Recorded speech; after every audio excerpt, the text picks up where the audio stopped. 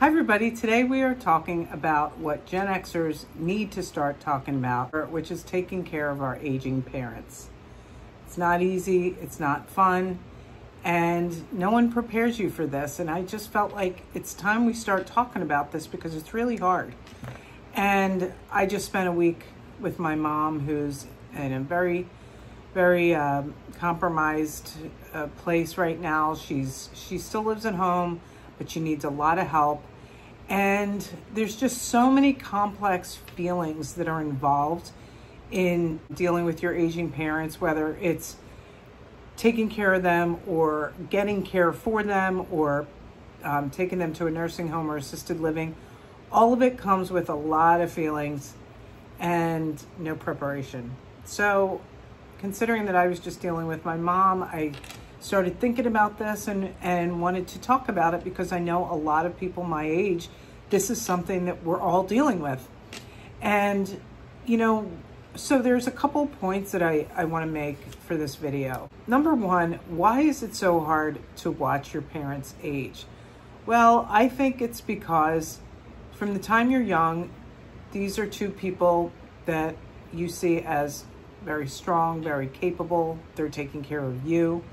And then the tables turn and you now see them as frail and weak, and just to see that decline is really, really sad. And, you know, it's different. Like with your grandparents as a kid, they're already old. So you know they're going to die at some point, where your parents, they're not.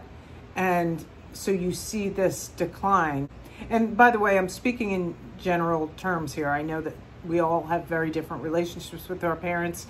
Some are better than others. Some people don't have a relationship at all with their parents and they're not taking care of them. So I'm talking about those of us who are dealing with that. Everything from being the primary caretaker, like my sister has been kind of my mom's primary caretaker for the last year. Well, it's now become way too much for her and we're trying to get her help, but my mom is being incredibly difficult and resistant. And this is something that is common apparently when people get older, because they're losing their independence, they start resisting. Even anything that could help them or make their lives easier, they start going, no, I don't need that. No, I don't want that, which causes a lot of frustration. And I also think that because they're our parents, no one can trigger you more than your parents can. So they start triggering all these like feelings from when you were young too, feeling all kinds of feelings. So, I mean, so there's feelings of anger, frustration. It's sad to see them that way. Then you feel guilty because if you get angry or frustrated at them, then you see them and they're struggling. Then you feel guilty for getting mad. So there's all kinds of like really complex feelings in dealing with this, with this kind of situation. And don't judge yourself. Don't, like, the whole guilt thing. That was one that I was like, because my mom was really being kind of bitchy one day to me. I'm waiting on her hand and foot, getting every meal for her, anything she asked I was doing. And then at one point she got real bitchy and I was like, oh no, I get it, you're my mom, but I'm not your personal slave here. Like, don't talk to me that way. And I just was like, don't say anything, just keep it under wraps. So you're doing that too, because you're trying to not like be confrontational with the old struggling person, but because you're their kid, they feel like they can kind of lash out a little bit. And so there's all kinds of stuff that's happening. And like my oldest sister was very angry at my mom saying, no, I don't need help, when she clearly does need help. My other sister is dealing with it. She's been having like anxiety because of it. I mean, it's just been really hard. And it doesn't matter, like I said, whether you are the one taking care of them. If you're the one taking care of your parents, that's even harder because caregiver burnout is a real thing. You're doing so much for someone else that you're most likely not taking care of all of your needs, and that's not good. So if you're the primary caregiver, that's a really hard situation. In my case, I was just going up there to help and to support, and everything that I tried to help my mother with, she said no to. So I left feeling very frustrated, and then I get angry, and then I feel guilty, and it's like, I I know that so many other people are feeling this way. My friend, a good friend of mine, his mom fell and they had to get one of those chair lifts installed, which I'd be happy to have one of those now. You know, he's been going over every day. He feels like now he's locked into going over there every single day. And I'm like, hey, you still need a life. There's obligations, I understand that, but you don't give up your whole life just because your parents need help. You have to find ways to get support and to get more help if that's what's needed, because it is very easy to burn out, especially with parents who can so easily trigger you. My other friend, her dad, I think he fell down too, so they had to get a caregiver in. Of course, he was resistant to it. I don't need anybody. And I really do. I just think that is their biggest thing, that they resist so much because they're losing their independence. So they just say no, even to things that would make their lives better. It just doesn't even make sense.